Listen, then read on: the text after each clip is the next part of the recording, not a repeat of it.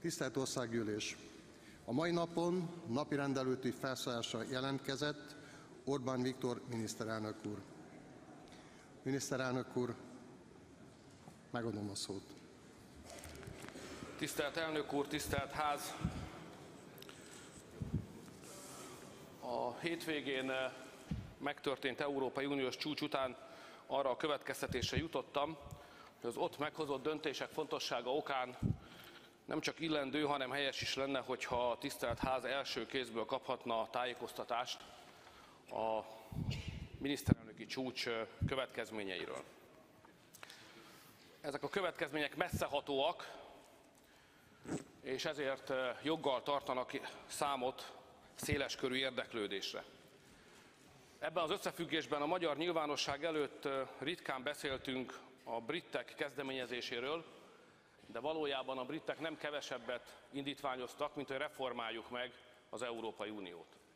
Magyarországon csak a népszavazásról szoktak beszélni, hogy lesz-e, nem lesz-e, ha igen, milyen kondíciók mellett, de valójában arról van szó, hogy a britek azt javasolták, hogy alaposan reformáljuk meg az Európai Uniót, ha lehet, akkor szerződésmódosítás nélkül.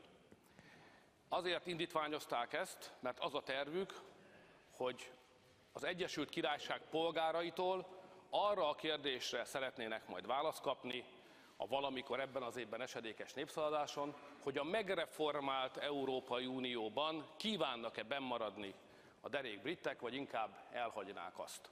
Amiről tehát beszélünk, az nem egyszerűen egy népszavazást előkészítő, nem túl jelentős döntéssorozat, hanem az Európai Unió lényegét is reform alá vevő Egyesült Királyságbéli kezdeményezés.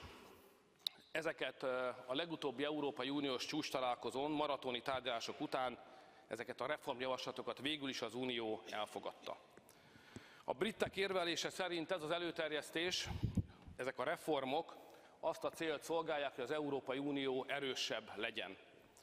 Ezt a britek szerint 3 módon kell elérni: versenyképesebbé kell tenni az Európai Uniót, ebben egyetértettünk, és ezért néhány dolgot meg is változtattunk. Kevesebb bürokráciára és bürokratikus eljárásra van szükség, ebben is egyetértés volt. És a britek azt is mondták, hogy a nemzeti parlamentek szerepét meg kell növelni. Ez mondandóm elsődleges oka, mármint hogy itt a parlament előtt is beszélek erről.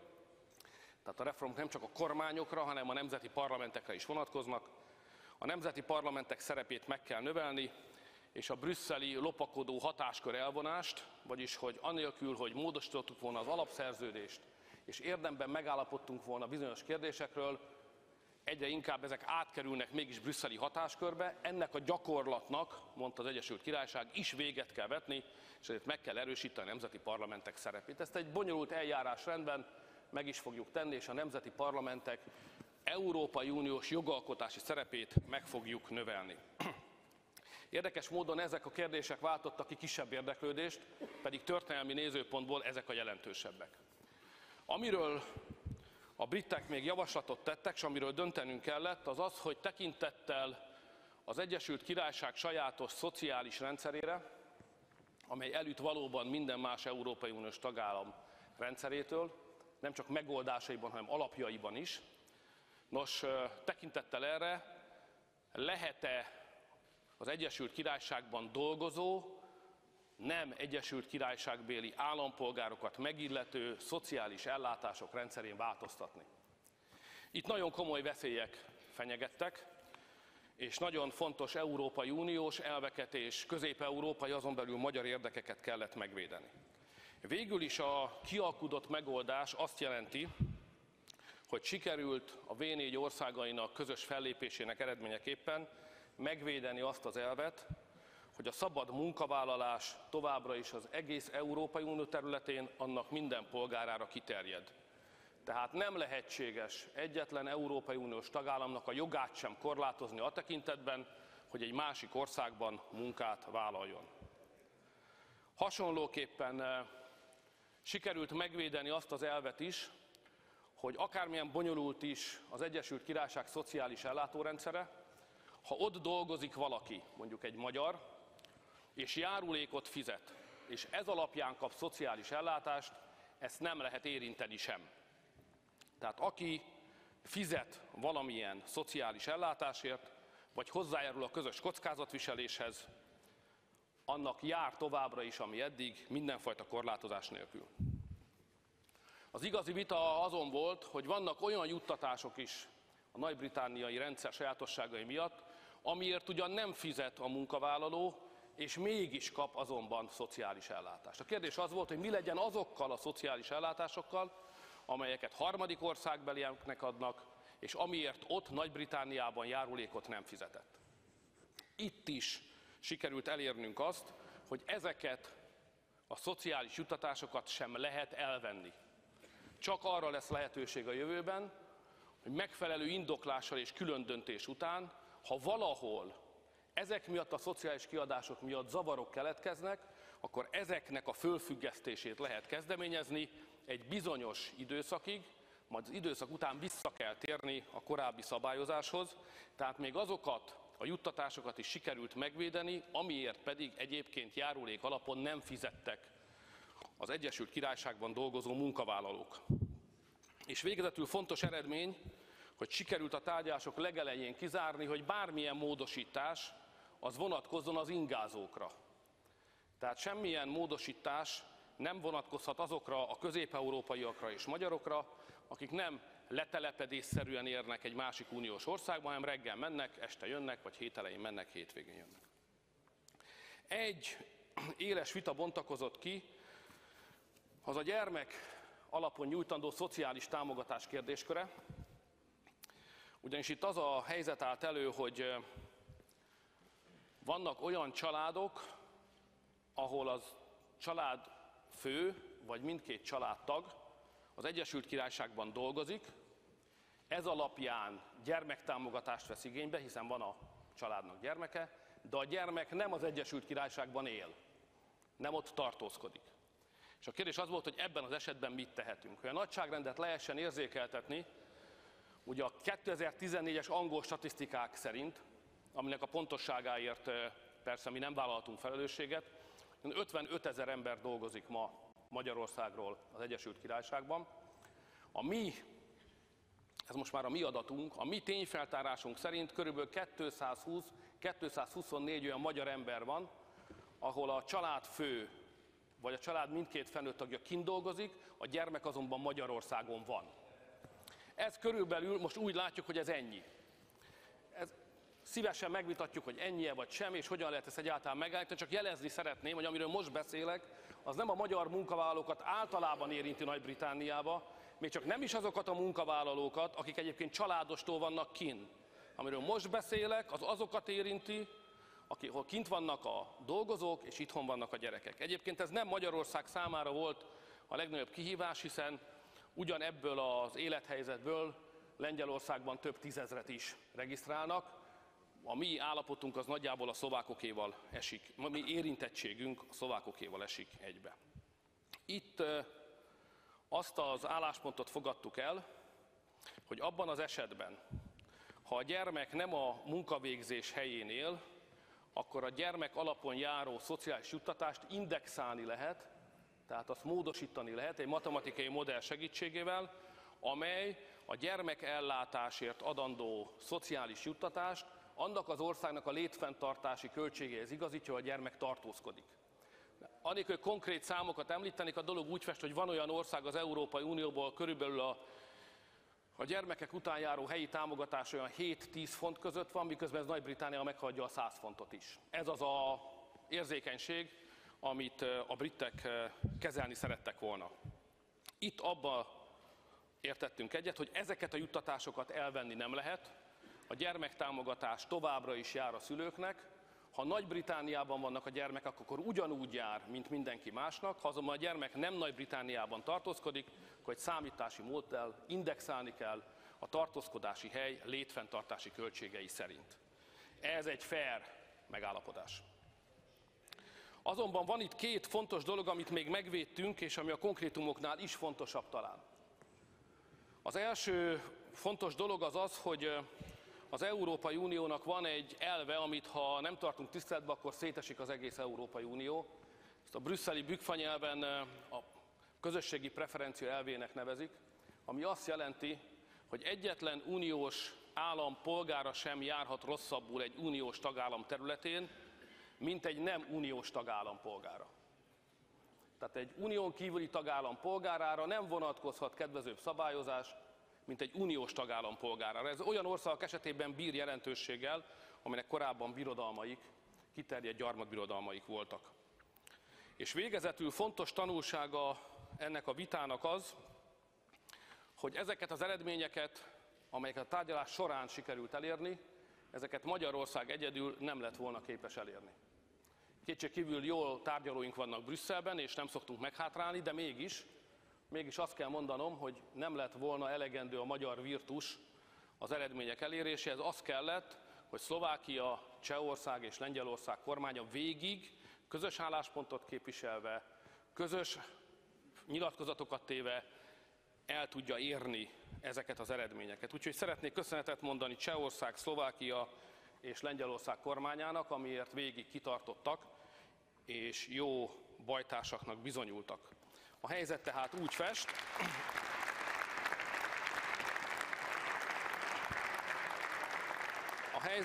most úgy fest, hogy az Egyesült Királyság polgárain a sor, az Európai Uniót annyiban megváltoztattuk és megreformáltuk, amennyiben ez szerződésmódosítás nélkül lehetséges volt, és hogy ezek után a britek kívánnak-e az Európai Unió tagjai maradni vagy sem, ez kizárólag az ő döntésük, ezt nem kívánjuk befolyásolni. Természetesen, anélkül, hogy befolyásolnánk a döntésüket, azt fontos elmondani, hogy Magyarország, legalábbis ami a patkónak ezt a részét illeti, megtiszteltetésnek érzi, hogy egy olyan nagy hagyományú országgal, mint Nagy-Britannia egy közösségben lehetünk. Örülnénk, ha egy közösségben is maradhatnánk. Azt gondoljuk, hogy a mi érdekeinknek is az felelne meg, ha Nagy-Britannia tagja maradna az Európai Uniónak, de hogy mi felel meg a briteknek, azt nem a magyar parlamentben, hanem a Nagy-Britanniában, az Egyesült Királyságban megszervezésre kerülő népszavazás során maguknak, a briteknek kell eldönteniük. Tisztelt Hölgyeim és Uraim! Természetesen számba vettük és hoztunk is néhány döntést az európai migrációs helyzetről. Erről szeretnék további tájékoztatást adni. Először is egyetértés volt és van Európában a tekintetben, hogy 2015 az nehéz év volt nem csak Magyarország, hanem az egész Európai Unió számára is. Milliós nagyságrendben, ellenőrzés nélkül azonosítatlan és ismeretlen néptömegek jelentek meg a kontinens és Magyarország déli határainál. A magyar válasz 2015-ben világos és érthető volt: ellenőrzés, azonosítás, megállítás és visszafordítás, úgy, ahogyan a schengeni szerződés ezt előírja a számunkra. Ez ugyan költséges, nehéz, de sikeres és eredményes védekezési módszernek bizonyult eddig, és ezt fönn kívánjuk tartani a jövőben is. Az Európai Uniós csúcsnak a legfontosabb migrációs tekintetben legfontosabb fejleménye az, hogy először fogadták el a magyar megközelítést egész Európára nézve. Kimondásra került, hogy a legfontosabb, első helyre sorolandó feladat, hogy a migránsokat meg kell állítani. Korábban mindenfajta más szempontokat ez elé soroltak, most először fordul elő, hogy ezt sorolták első helyre. Világossá tettük, hogy a külső határokat meg kell védeni, ez korábban is másodlagos volt más nemzetközi menekültügyi és humanitárius szempontokhoz képest, és világossá tettük, hogy Schengent 100%-ban mindenkinek be kell tartania. Azt kell mondanom, hogy politikai értelemben most ott vagyunk, ahol az Európai Uniónak 1 éve kellett volna lennie. Minden esetre a balkáni útvonalnak az országai, ideértve Ausztriát is, a józan ész útjára léptek. Természetesen, miután Magyarország kapott hideget és meleget, de leginkább hideget azért a politikáért, amit 1 évvel ezelőtt bevezettünk, és amit most már lassan mindenki átvesz, sőt az egész Európai Unió elfogadta ezeket az elveket, de miután kaptunk hideget és meleget, ezért természetesen senki sem borul a nyakunkba, és nem fejezi ki elismerését, hogy mi 1 évvel hamarabb vezettük be ezeket az elveket, mint ők.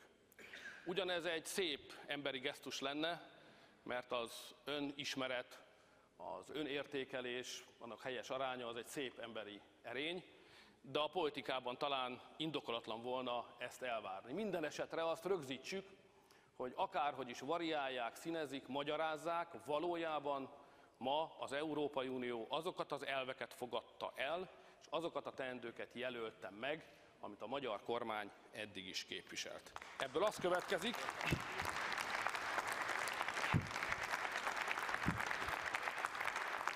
az következik, hogy a déli határaink megvédése lehetségessé vált, sőt, hogyha az osztrákok tartják a szavukat, és a többi, a balkáni útvonalon elhelyezkedő ország is azt szerint cselekszik, amit bejelentett, akkor Magyarország déli határainak megvédése könnyebbé válik majd a jövőben. Nem lesz könnyű, mert önök is láthatják a híreket, amik arról szólnak, hogy bizony a fizikai akadályok megerősítésre szorulnak, az sem lehetetlen, hogy ki kell őket terjeszteni. Egyelőre erről a kormány döntést még nem hozott, de fölkészült erre az eshetőségre is. Itt is fontos jeleznem az önök számára, hogy bár Magyarország egyoldalúan meghozta a maga döntéseit 2015-ben, ezeknek a megvédése és általánossá tétele az Európai Unión belül sem lett volna lehetséges, hogyha korábban ezt nem sikerült volna közép-európai közös V4 állásponttá tenni. Ebben a kérdésben a csehek, a szlovákok és a lengyelek végig kitartottak Magyarország mellett, hátországot biztosítottak a számunkra, sőt, ha kellett, ide is érkeztek, nemzetközivé téve azokat az erőfeszítéseket, amelyeket Magyarország nemzeti alapon indított meg. Eddig a jó hírek. A rossz hírek ahhoz kapcsolódnak, tisztelt Hölgyeim és Uraim, tisztelt képviselőtársaim, hogy a 2016-os évben egy nagyon komoly veszéllyel kell szembenéznünk. Miközben délen a helyzet talán javul, ha úgy tetszik, nyugaton a helyzet az egyre nehezebb lesz. Ugyanis azt is eldöntötte az Európai Unió a múlt hétvégén, hogy a március 17-18-án esedékes migrációval, az egész menekültrendszer megreformálásával foglalkozó csúcsát előre hozza március 5-6-7 magasságába. Ez jól mutatja a helyzet komolyságát. Ez nem csak a német választásokkal van összefüggésben, mármint tartományi választásokkal, amit könnyű azonosítani, de ennél többről van szó, valóban sürgető a helyzet, és Magyarország a többi V4-es országgal óriási nyomás alatt van. A nyomásnak a tárgya az, hogy sikerül-e a közép-európai országok torkán legyömöszölni, így a miénken is, egy olyan új Európai Uniós menekültügyi migránsrendszert, amely immáron jogszerűen följogosítaná az Európai Uniót arra, hogy azok az országok, akik befogadnak migránsokat, utána ezeket kötelező erővel szétosszák Európa más országai között, ideértve azokat is, akik nem fogadtak be, ezt nem akarják, tiltakoznak el, és nem akarnak ebben részt venni. Tehát a március elején sorra kerülő Európai Uniós csúcsnak a tétje az az, hogy a miniszterelnökök áldásukat adják-e egy olyan kötelező betelepítési kvótarendszerre, amely beépülve az Európai Uniós jogrendbe folyamatosan, mint egy menekültügyi mechanizmusként állandóan beszállítaná ide Magyarországra azokat a migránsokat, akiket egyébként mi nem akarunk beengedni, és a déli határainknál föl is tartóztat. Ez a tétje a következő heteknek. Ettől a kérdéstől egy teljesen különböző kérdés az, hogy korábban egy egyedi döntést már hozott az Európai Unió 160 000 migráns betelepítéséről, ez két csoportba osztandó, 40 és 120, amelyet mi nem fogadtunk el, és amelyet per alá vontunk. Két ország, Szlovákia és Magyarország ezt az egyedi döntést sem fogadta el. Hiába erőltetik, hogy hajtsuk ezeket végre, ez egy komoly jogi vita, hogy perelés alatt végre kell hajtanunk egy ilyen jogszabályt. Mi nem kívánjuk ezt végrehajtani, hanem meg akarjuk várni a bírói ítéletet, és azt akarjuk, hogy a bíróság mondja ki, hogy ezt a kötelezettséget jogszerűtlenül tették Magyarország nyakába. Hogy mi lesz a hadiszerencse az Európai Unió bíróságán, azt majd meglátjuk. Mindesetre a szlovákok és mi továbbra is kitartunk, és nem fogadjuk el a kötelező betelepítési kvóta egyedi döntését, és a szlovákok nevében most nem tudok nyilatkozni, de a magyar kormány nevében igen, és nem fogadjuk el azt sem, hogy ebből az egyedi döntésből pedig a későbbiekben egy általános szabályozási elvet és megoldást építsenek föl. Ez lesz a márciusi csúcsnak a kérdése. Nos, Meggyőződésem, hogy ennek az Európai Uniós brüsszeli támadásnak a kivédése a legfontosabb feladat a következő hetekben és hónapokban. Szeretném tájékoztatni képviselőtársaimat arról, hogy ezt a helyzetet a szerdai ülésén értékeli a magyar kormány, és a szerdai ülésén alakítja ki a kormányzati álláspontot, hogy hogyan és miképpen kíséreljük meg visszaverni azt a brüsszeli kísérletet, hogy egy brüsszeli szabályrendszer segítségével folyamatosan éveken keresztül beláthatatlan nagyságrendben olyanokat költöztessenek, telepítsenek be Magyarországra, akikkel nem kívánunk együtt élni. Ha szerdán a kormány döntött, akkor a képviselőtársaimat is és az ország közvéleményét is tájékoztatni fogom a döntésünkről. Köszönöm szépen a figyelmüket!